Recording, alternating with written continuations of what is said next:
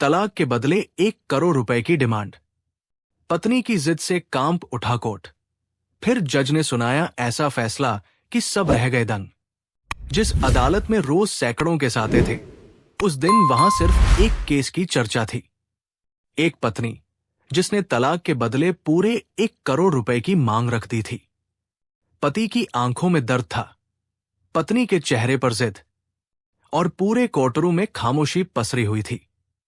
लेकिन किसी को नहीं पता था कि इस केस के पीछे छुपा सच ऐसा था जो सबकी सोच बदल देने वाला था। जब जज साहब ने आखिरी फैसला सुनाया तो पत्नी के पैरों तले जमीन खिसक गई और पति की आंखों से आंसू निकल पड़े। आखिर ऐसा क्या हुआ था? जानने के लिए पूरी कहानी अंत तक देखिए। अगर आपको ऐसी दिल छू लेने वाली सस्पेंस और कोर्टरूम ड्रामा से भरी कहानियां पसंद हैं, तो अभी इस वीडियो को लाइक करें, शेयर करें और हमारे चैनल कहानियों का सफर को सब्सक्राइब जरूर करें, ताकि ऐसी शानदार कहानियां आपसे कभी मिस न हो। दिल्ली के पॉश इलाके में बनी एक आलीशान कोठी के बाहर उस सुबह मीडिया की भीड़ जमा थी। कैमरे ऑन थे, रिपोर्टर लाइव थे और हर किसी की जुबान पर सिर्फ एक ही नाम था, आरव मल्होत्रा। आरव शहर का जाना माना बिजनेसमैन था। करोड़ों की कंपनी, लग्जरी गाड़ियां, आलीशान बंगला, हर वो चीज जो एक इंसान सपने में चाहता है, आरव के पास थी। लेकिन उस दिन उसके चेहरे पर कोई रौब नहीं था। वो कोर्ट की सीढ़ियां चढ़ रहा था, झुकी नजरों के साथ। दूसरी तरफ खड़ी थी उसकी पत्नी नैना मल्होत्रा, खूबसूरत, स्मार्ट और तेज तर्रार।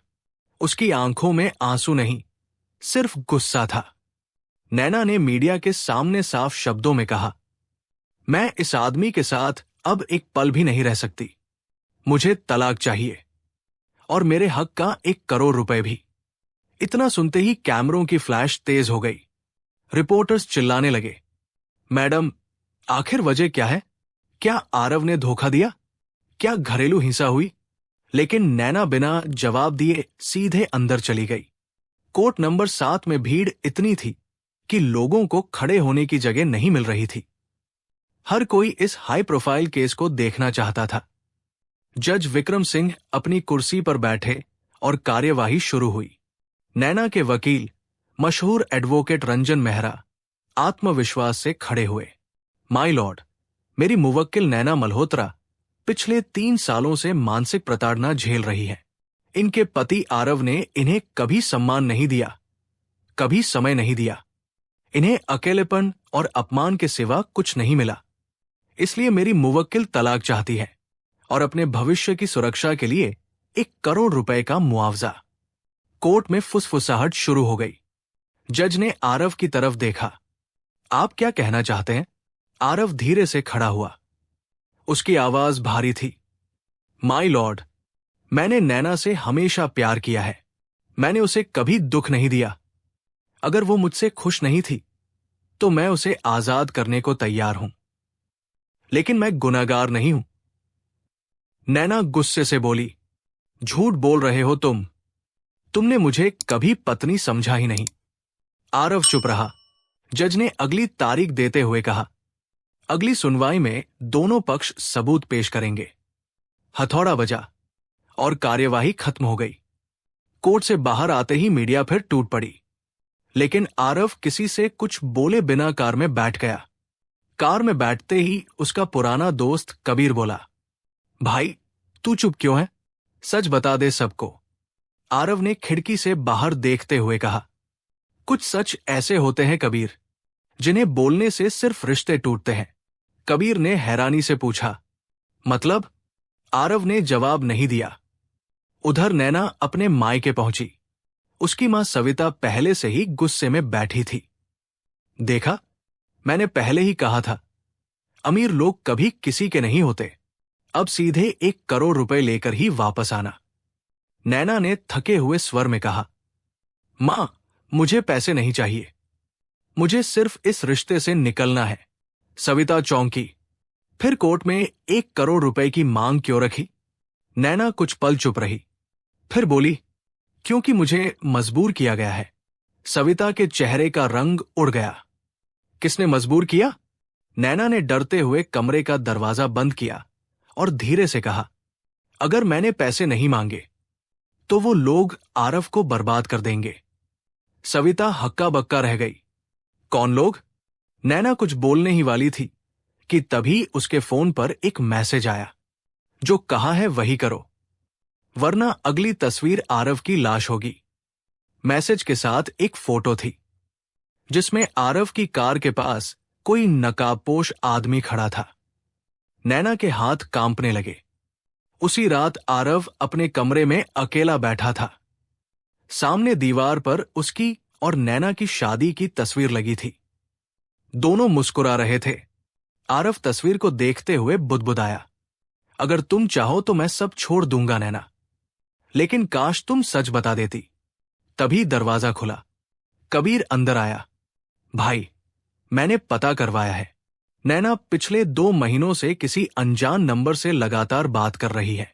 आरव ने चौंक कर पूछा, क्या? कबीर बोला, और वो नंबर किसी फर्जी आईडी पर लिया गया है। आरव का माथा ठनका। मतलब कोई उसे ब्लैकमेल कर रहा है। कबीर ने सिर हिलाया। मुझे भी यही लगता है। आरव तुरंत खड़ा हो गया। तो फिर हमें नैना को बचाना होगा, चाहे वो मुझसे नफरत ही क्यों न करे। अगले दिन नैना अपने कमरे में बैठी रो रही थी।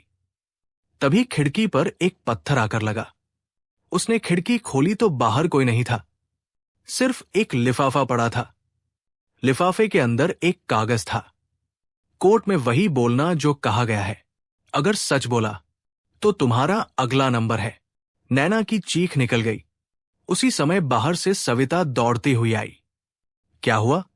नैना कांपते हुए बोली, मां, कोई हमें भी देख रहा है। दूसरी तरफ कबीर ने अपने एक पुलिस दोस्त की मदद से नंबर ट्रेस करवाना शुरू किया। लोकेशन देखकर वो खुद दंग रह गया। वो नंबर किसी और शहर का नहीं, बल्कि आरव के ही ऑफिस बिल्डिंग के आसपास एक्टिव था। कबीर ने तुरंत आरव को फोन किया। भाई, खेल बहुत बड़ा है। दुश्मन बाहर नहीं, तेरे घर के अंदर है। आरव सन्न रह गया। मतलब? कबीर बोला, कोई ऐसा इंसान जो तेरे बहुत करीब है। आरव के हाथ से फोन छूटते छूटते बचा। उसके दिमाग में कई चेहरे घूमने लगे। स्टाफ, मैनेजर, रिश्तेदार, या फिर अगली सुबह दिल्ली की हवा में हल्की ठंडक थी, लेकिन मल्होत्रा परिवार के घर के अंदर बेचैनी की गर्मी फैली हुई थी। पिछली सुनवाई के बाद से हर कोई तनाव में था। बाहर मीडिया अब भी डेरा डाले बैठी थी और अंदर आरव के दिल में एक ही सवाल घूम रहा था, आखिर वो कौन है जो नैना को धमका रहा है? आरव रात भर सो नहीं पाया था। आंखों के नीचे काले घेरे थे, लेकिन चेहरे पर अब दर्द से ज्यादा दृढ़ता थी। वो समझ चुका था कि ये सिर्फ तलाक का मामला नहीं, बल्कि एक गहरी चाल है। उधर नैना अपने कमरे में बैठी थी। सामने मेज पर वही धमकी भरे मैसेज खुले पड़े थे। उसकी उंगलियां कांप रही थी। वो बार बार फोन उठाती, फिर रख देती। सच बोलने की हिम्मत जुटाती, फिर डर उसे पीछे खींच लेता। उसकी मां सविता कमरे में आई। बेटा, कब तक ऐसे डरती रहेगी? सच बता दे। नैना की आंखें भर आई। मां, अगर मैंने सच बोला तो आरव मर जाएगा, और अगर चुप रही तो सब मुझे गलत समझेंगे। सविता ने उसका सिर सहलाया, लेकिन वो खुद भी डरी हुई थी। दूसरी तरफ कबीर ने अपने पुलिस मित्र इंस्पेक्टर देव चौहान से मुलाकात की।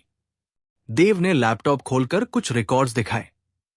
जिस नंबर से धमकी आई थी वो फर्जी दस्तावेजों पर लिया गया है, लेकिन एक चीज साफ है, हर बार सिग्नल आरव की कंपनी मल्होत्रा इंफ्राटेक के आसपास से गया है।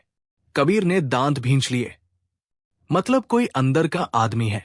देव ने सिर हिलाया।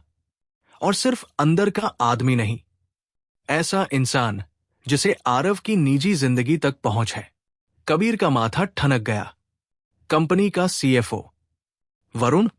देव बोला, नाम अभी मत लो, पहले सबूत चाहिए। कोर्ट की अगली तारीख आ गई।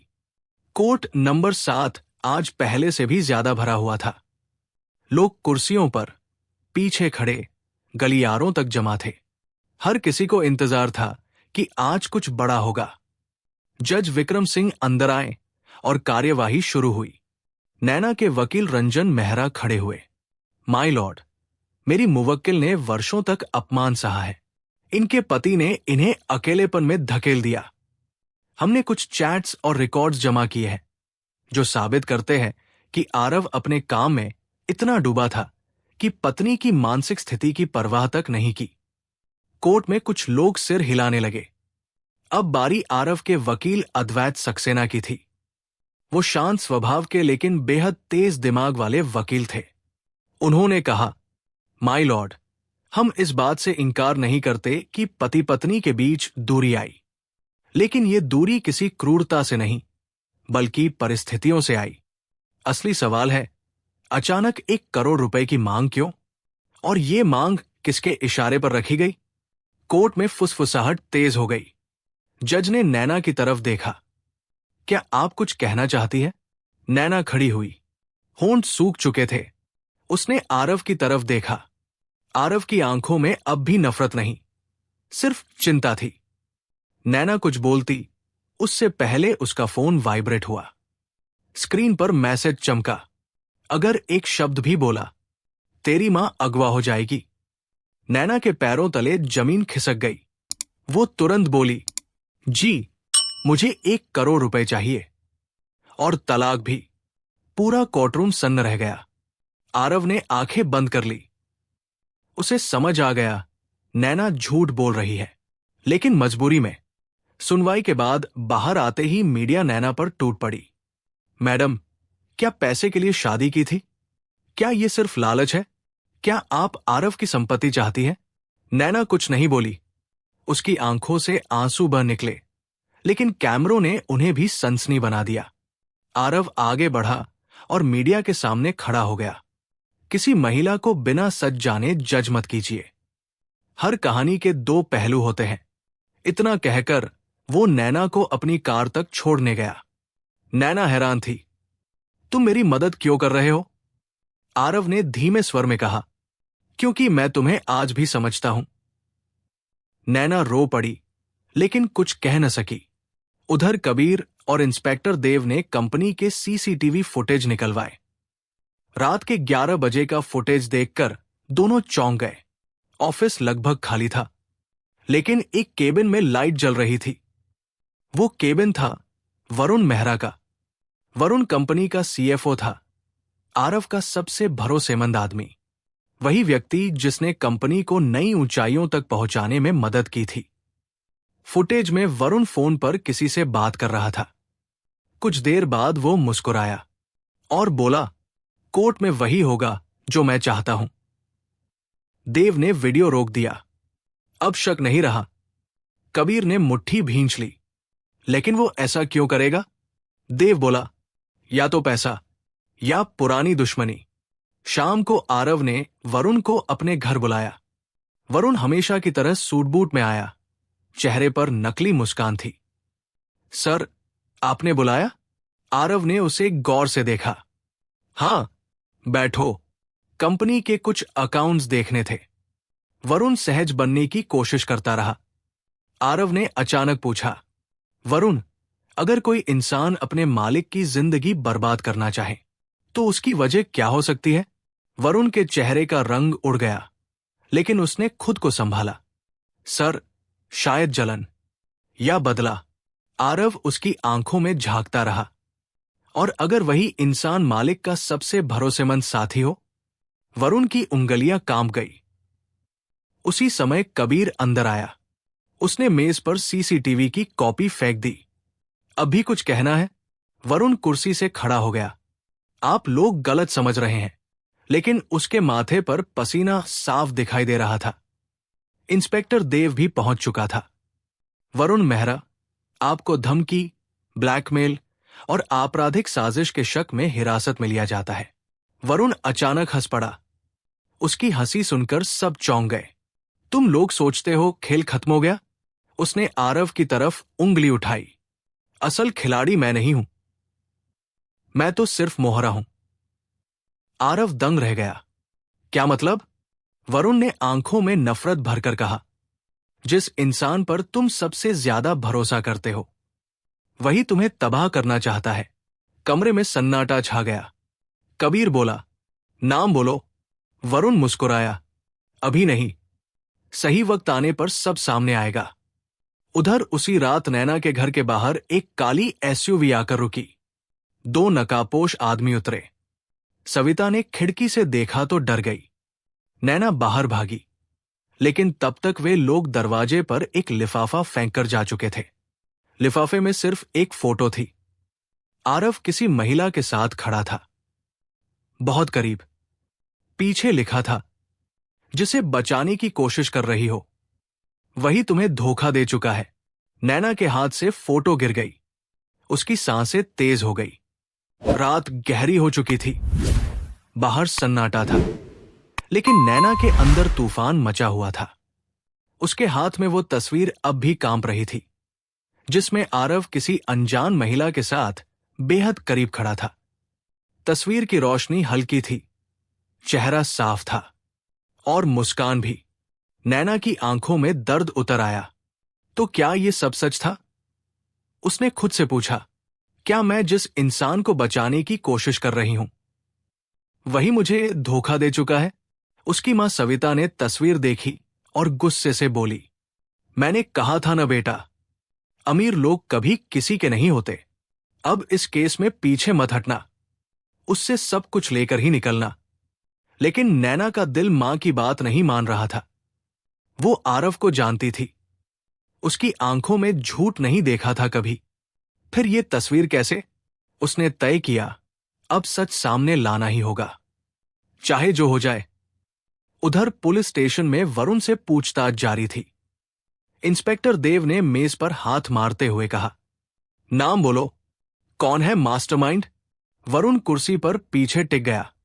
उसके चेहरे पर अजीब आत्मविश्वास था। नाम जानकर क्या करोगे? तुम लोग उसे छू भी नहीं सकते। देव गर्जा, कानून से बड़ा कोई नहीं। वरुण हंसा, कानून? कानून तो सबूत मांगता है, और उसके खिलाफ तुम्हारे पास कुछ नहीं। कबीर ने आगे बढ़कर उसका कॉलर पकड़ लिया। अगर आरव को कुछ हुआ ना, तो मैं तुझे नहीं छोड़ूंगा। वरुण ने कबीर की आंखों में देखते हुए कहा, आरव को खत्म करना मकसद नहीं है, उसे तड़पाना मकसद है। कमरे में फिर सन्नाटा छा गया। दूसरी तरफ आरव अपने स्टडी रूम में अकेला बैठा था। मेज पर शादी की एल्बम खुली थी। हर तस्वीर में वह और नैना खुश दिखाई दे रहे थे। तभी फोन बजा। अनजान नंबर था। आरव ने कॉल उठाई। दूसरी तरफ से बदली हुई आवाज आई, कैसा लग रहा है आरव, अपनी दुनिया बिखरती देखकर? आरव खड़ा हो गया। कौन हो तुम? आवाज हंसी, जिसे तुमने कभी गिना ही नहीं, लेकिन जिसने तुम्हें हर कदम पर देखा है। सामने आओ, जल्दी ही। कोर्ट में। कॉल कट गया। आरव की मुट्ठियां भींच गई। अगली सुबह नैना ने आरव से मिलने का फैसला किया। वो पहली बार सीधे उसके घर पहुंची। नौकर भी हैरान थे। आरव सामने आया तो दोनों कुछ पल बस एक दूसरे को देखते रहे। नैना ने तस्वीर उसकी तरफ बढ़ाई। ये क्या है? आरव ने तस्वीर देखी और उसका चेहरा बदल गया। तुम्हें ये किसने दी? पहले जवाब दो। आरव ने गहरी सांस ली। ये तस्वीर अधूरी है। नैना गुस्से में बोली, तस्वीर अधूरी नहीं, रिश्ता अधूरा निकला। आरव ने पहली बार ऊंची आवाज में कहा। बस। नैना चुप हो गई। आरव ने कुर्सी पर बैठते हुए कहा, जिस लड़की के साथ मैं हूं, वो मेरी बहन है नैना। नैना सन्न रह गई। क्या? आरव की आंखें भर आई। मेरी सौतेली बहन रिया। पापा की पहली शादी से, परिवार की इज्जत के डर से उसे सबसे छुपाकर रखा गया। मैं हर महीने उसकी मदद करता था, लेकिन ये बात मैंने किसी को नहीं बताई। नैना के हाथ से तस्वीर गिर गई। तो तुमने मुझे बताया क्यों नहीं? आरव ने दर्द से कहा, क्योंकि मैं परिवार के पुराने जख्म नहीं खोलना चाहता था, और यही मेरी सबसे बड़ी गलती बन गई। नैना रो पड़ी। मैंने तुम पर शक किया। आरव ने धीमे स्वर में कहा, नहीं, तुम्हें शक करने पर मजबूर किया गया। तभी कबीर भागता हुआ अंदर आया। आरव, बड़ी खबर है। क्या हुआ? वरुण ने बोलना शुरू किया है, लेकिन उसने जो नाम लिया है वो सुनकर तुम यकीन नहीं करोगे। आरव और नैना दोनों उसकी तरफ देखने लगे। कबीर ने कहा, मास्टरमाइंड है, तुम्हारा चाचा धर्मपाल मल्होत्रा। आरव जैसे पत्थर का हो गया। चाचा? धर्मपाल मल्होत्रा, वही इंसान जिसने बचपन में उसे गोद में खिलाया था, पिता की मौत के बाद बिजनेस संभालने में मदद की थी, हर फैसले में साथ खड़ा रहा था। आरव बुदबुदाया, ये नहीं हो सकता। कबीर बोला, वरुण ने बताया, धर्मपाल अंकल कंपनी पर कब्जा चाहते थे। तलाक, बदनामी, कोर्ट केस, सब प्लान था ताकि तुम टूट जाओ और बिजनेस उनके हाथ आ जाए। नैना के चेहरे से खून उतर गया। मतलब, मुझे सिर्फ मोहरे की तरह इस्तेमाल किया गया। उसी शाम पुलिस धर्मपाल के बंगले पहुंची, लेकिन वहां पहुंचकर सब दंग रह गए। बंगला खाली था। नौकरों ने बताया, साहब सुबह ही विदेश जाने की बात कहकर निकल गए। देव ने तुरंत एयरपोर्ट अलर्ट जारी किया। आरव चुपचाप सीढ़ियों पर बैठ गया। जिस इंसान को वो परिवार मानता था, वही उसकी जिंदगी बर्बाद करने पर तुला था। नैना उसके पास आई। मुझे माफ कर दो, आरव। आरव ने उसकी तरफ देखा। गलती तुम्हारी नहीं थी, हम दोनों ने भरोसे से ज्यादा खामोशी को जगह दी। नैना की आंखों से आंसू बह निकले। कोर्ट की अंतिम तारीख तय हो चुकी थी। पूरे शहर में चर्चा थी, क्या तलाक होगा? क्या 1 करोड़ रुपए मिलेंगे? या कोई नया राज खुलेगा? मीडिया चैनल्स पर सिर्फ इसी केस की बहस चल रही थी। लेकिन उसी रात एक और बड़ा झटका लगा।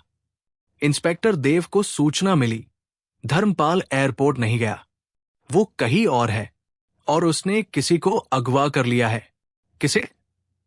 कबीर ने घबराकर पूछा। देव ने गंभीर आवाज में कहा, रिया को। आरव के पैरों तले जमीन खिसक गई।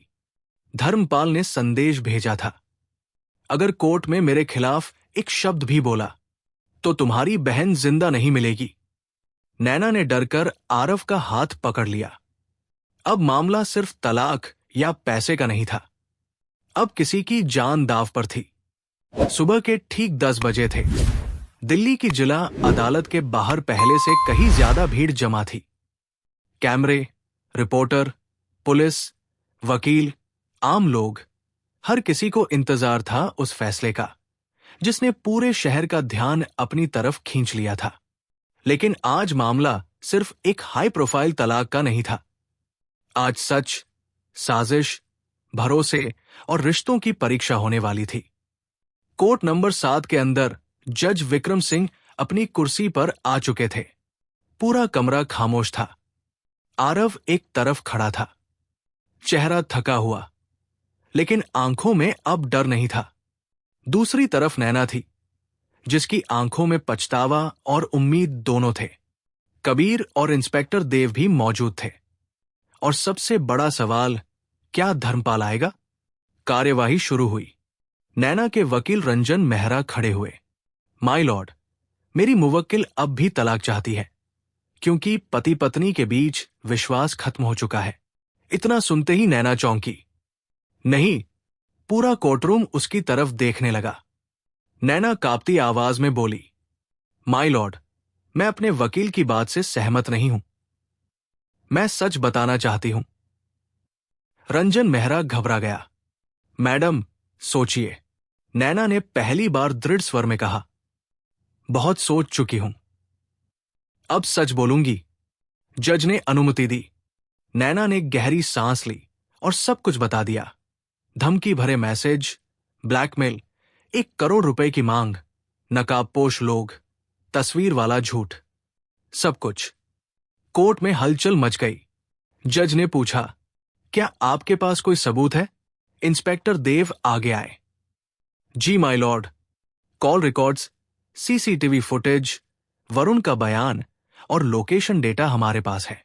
उन्होंने सारे दस्तावेज कोर्ट में जमा कर दिए। जज ने फाइलें देखी और चेहरा गंभीर हो गया। तभी कोर्ट का दरवाजा खुला। 2 पुलिसकर्मी अंदर आए और उनके बीच हथकड़ी लगा एक आदमी था। वो था धर्मपाल मल्होत्रा। पूरा कोर्टरूम खड़ा हो गया। आरव की आंखें फैल गई। चाचा, धर्मपाल ने घूरते हुए कहा। मुझे चाचा मत कहो, जज ने सख्त स्वर में कहा। आरोपी को कटघरे में लाया जाए। धर्मपाल को कटघरे में खड़ा किया गया। इंस्पेक्टर देव बोले, माय लॉर्ड, आरोपी रिया को एक फार्म हाउस में बंधक बनाकर रखा था। पुलिस रेड में उसे सुरक्षित छुड़ा लिया गया है। आरव की आंखों में आंसू आ गए। जज ने धर्मपाल से पूछा, क्या आप आरोप स्वीकार करते हैं? धर्मपाल पहले चुप रहा, फिर अचानक हंस पड़ा। हां, सब मैंने किया। कोर्ट में सनसनी फैल गई। धर्मपाल गरजते हुए बोला, यह बिजनेस मेरा होना चाहिए था। मेरे भाई ने सब कुछ इस लड़के को दे दिया। मैंने सालों मेहनत की और मालिक बना दिया इसे। उसने आरव की तरफ उंगली उठाई। मैं इसे सबक सिखाना चाहता था, इसकी शादी तोड़ना चाहता था, इसकी इज्जत मिट्टी में मिलाना चाहता था। नैना डर से पीछे हट गई। धर्मपाल चिल्लाया, और अगर पुलिस देर करती तो रिया कभी वापस नहीं आती। कोर्टरूम में बैठे लोगों की रूह कांप गई। जज विक्रम सिंह ने हथौड़ा बजाया। Order, order. कुछ देर की खामोशी के बाद उन्होंने फैसला सुनाना शुरू किया। ये अदालत मानती है कि यह तलाक का साधारण मामला नहीं, बल्कि एक सुनियोजित आपराधिक साजिश थी। पत्नी को ब्लैकमेल कर झूठे दावे करवाए गए। पति की प्रतिष्ठा नष्ट करने की कोशिश की गई। परिवार के नाम पर विश्वास का दुरुपयोग किया गया। पूरा कोर्टरूम सांस रोके सुन रहा था। फिर जज ने कहा, पहला, धर्मपाल मल्होत्रा को अपहरण, आपराधिक साजिश, ब्लैकमेल और धमकी के अपराध में कठोर कारावास की सजा दी जाती है। दूसरा, वरुण मेहरा को सहयोगी अपराधी मानते हुए न्यायिक हिरासत में भेजा जाता है। तीसरा, 1 करोड़ रुपए की मांग को अदालत जबरन और अवैध दबाव में दिया गया दावा मानते हुए निरस्त करती है। और चौथा, पूरा कमरा शांत हो गया। जज ने आरव और नैना की तरफ देखा। पति पत्नी का रिश्ता अदालत नहीं, भरोसा बचाता है। अगर दोनों पक्ष चाहें तो अदालत इन्हें तलाक से पहले आपसी समझ और पुनर्विचार का अवसर देती है। हथौड़ा बजा, केस समाप्त। कुछ पल के लिए कोई हिला तक नहीं। फिर कोर्टरूम में हलचल शुरू हुई। मीडिया बाहर दौड़ी। जज का चौंकाने वाला फैसला, 1 करोड़ रुपए की मांग खारिज। चाचा निकला असली गुनहगार। लेकिन अंदर 2 लोग खामोश खड़े थे, आरव और नैना। नैना की आंखों से आंसू बह रहे थे। मैंने तुम्हें बहुत गलत समझा, आरव ने धीरे से कहा। मैंने भी तुम्हें सच बताने का मौका नहीं दिया। नैना बोली, क्या हम फिर से शुरू कर सकते हैं? आरव कुछ पल उसे देखता रहा, फिर उसने हाथ आगे बढ़ा दिया। इस बार बिना किसी राज के। नैना ने उसका हाथ पकड़ लिया। कोर्टरूम में बैठे कई लोगों की आंखें नम हो गई। कुछ महीनों बाद मल्होत्रा हाउस में फिर रोशनी थी, लेकिन इस बार दिखावे की नहीं, सुकून की। रिया अब उसी घर में सम्मान से रह रही थी। कबीर पहले की तरह हंसी मजाक करता था। सविता भी अब आरव को बेटे की तरह अपनाने लगी थी। और आरव व नैना अब हर बात खुलकर करते थे। कोई राज नहीं, कोई खामोशी नहीं। एक शाम छत पर चाय पीते हुए नैना मुस्कुराकर बोली, अगर उस दिन कोर्ट में सच न बोलती तो शायद सब खत्म हो जाता। आरव हंस पड़ा। कभी कभी रिश्ते टूटते नहीं, बस सच का इंतजार करते हैं। दोनों ने एक दूसरे की तरफ देखा और मुस्कुरा दिए। रिश्ते पैसे से नहीं, भरोसे से चलते हैं। खामोशी कई बार झूठ से भी ज्यादा खतरनाक होती है, और जब सच सामने आता है तो सबसे बड़ी साजिश भी हार जाती है। अगर आपको यह कहानी पसंद आई हो तो वीडियो को लाइक करें, शेयर करें और हमारे चैनल कहानियों का सफर को सब्सक्राइब जरूर करें। और कमेंट में बताइए, अगर आप नैना की जगह होते तो क्या आप भी सच बोलने की हिम्मत करते?